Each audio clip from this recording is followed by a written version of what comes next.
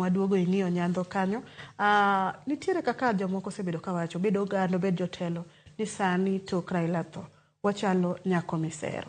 Elizabeth, kwanye gi kanyo mondo nyiswa ni kinde ma koro joluo dong' chalo nyako misero ni, kata kobe ni serowa, owinjo wachom kanye, to wadwaro ang'o manyalo konyowa e kinde ma wan nyako misero ni. Nikech e kinde misero nyako nitie jok ma biro donjo, kiko ite, mochom kata kuma ok nowinjore ochom, mangimane dhi kethre. Wan kaka joluo, owinjo koro wabed nade e kinde misero wani, to owinjo wachom kanye gi pachi kaka nyadendi. Agwero kamano kuom nafas mimiyano. Mokwongo kabisa wan kaka joluo wawito ng'ama duong'. Ng'ama duong' ma owe weche maduong' ahinya. Ma ng'ama nyalo fit weche no barwake barome maber. Bro bedo matek mondo wayude.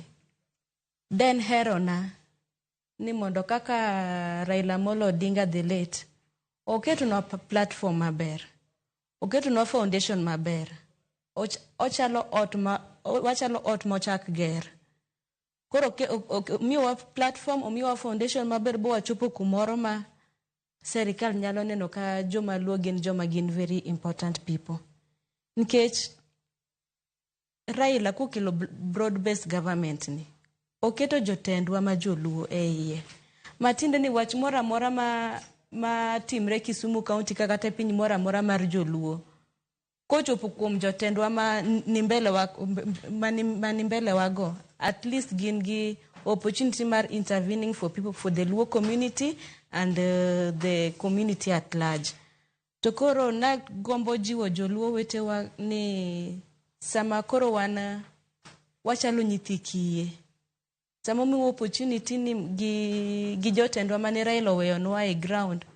Let us utilize these people. Let us make sure that they do their work diligently.